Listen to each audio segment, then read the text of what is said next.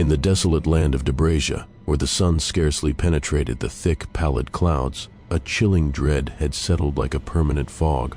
The once vibrant villages, filled with laughter and light, had transformed into hollow shells of despair under the iron grip of the evil Lord Dabria.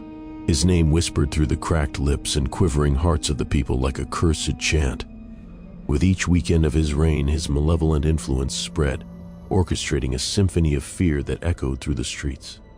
Dabria was a master of manipulation, a puppeteer who saw the world as a stage, leaving no strings unpulled. Glaring fortified walls surrounded his citadel, a towering monolith of dark stone that loomed over the landscape like a vulture. From there, he commanded his legions, employing a cadre of spies and informants who scoured the land for resistance, quashing any flicker of hope before it could ignite into a flame. But even the darkest souls need companions to aid their tyranny, and Dabria had singled out a potential ally, Viper, a man as enigmatic as his name suggested. Viper lived in the shadows, shunning the blinding light of morality and virtue. Raised on the outskirts of society, he knew suffering intimately, having lost his family to Dabria's merciless campaigns. Yet, instead of fostering resentment or rebellion, Viper had embraced darkness as a tool, believing reason was for the weak and chaos for the cunning. The meeting took place in a dimly lit chamber, where the stone walls were slick with moisture, and the air crackled with tension.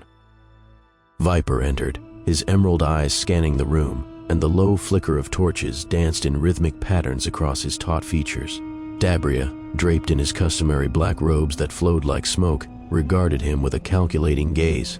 "Viper," he began, his voice smooth as silk, yet laced with authority that could choke. "You've carved a name for yourself in the underworld, a decision I admire. We share a vision, you and I. Imagine a world sculpted not by hope, but by fear and power. A world where the strong thrive on the ashes of the weak." Viper had listened to whispers of Dabria's oppressive regime, and while he had no love for the man, the prospect of wielding power excited him. "And your intent is for me to be your enforcer?" he asked, composing his skepticism in a veil of intrigue. More than that, Dabria leaned closer, his eyes glinting with malevolent joy. "You will be my right hand, the blade that executes my will. Together we shall reshape Debrasia, eliminate resistance, and craft a dominion where fear gives birth to unyielding power. You, Viper, will turn the tides of treachery to our advantage." Dabria's offer blurred the line between temptation and despair for Viper. He imagined the reverberations of his influence throughout the city. The ambition stirred in him like a beast awakening from slumber. "Very well, my lord," he conceded. "I shall be your right hand. Let us plan for domination.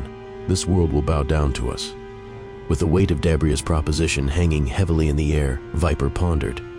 The acceptance of such a pact would make him the architect of despair that he once sought to destroy. Yet, perhaps, there lay in him a chance to gain control, to rise from the ravaged earth of his past. "I need proof of your power," Viper replied, his voice low and deliberate. "Show me the depths of your tyranny and how it quells the masses. If your vision is truly grand, I shall join you. If not, I will return to the shadows." Without hesitation, Dabria gestured to the grim landscape beyond the chamber's window. "Those are the remnants of defiance," he said. Below them, smoke curled from the remains of a village raised in a previous display of strength. Fear is a useful tool, but one must wield it with precision. The scene fueled a flicker of excitement within Viper. He was aware that every act of destruction could also serve as a stepping stone for eventual control. "Then, let us begin," he said, willingness resonating in his voice. Days turned into weeks as Viper immersed himself in the fabric of Dabria's regime. He orchestrated raids, incited terror among rebellious factions, and cultivated a reputation for ruthlessness. Those who once dared to oppose Dabria's rule found themselves reeling backward in resignation as they looked into the eyes of Viper, the gallows of dread he bore alongside his master. The duo met countless times in the weeks that followed.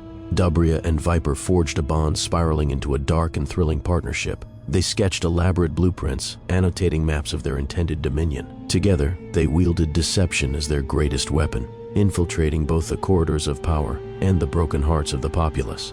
Viper became a figure cloaked in whispers, rallying the disillusioned and filling them with fervor, transforming the citizenry's resentment into a dangerous energy. Dabria, oiled by Viper's cunning strategies, spread his reach like toxins through the veins of Debrasia.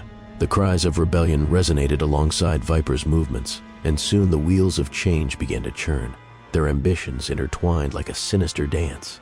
Power and ambition thrummed through the air, propelling the story of the evil Lord Dabria and his right-hand man, Viper.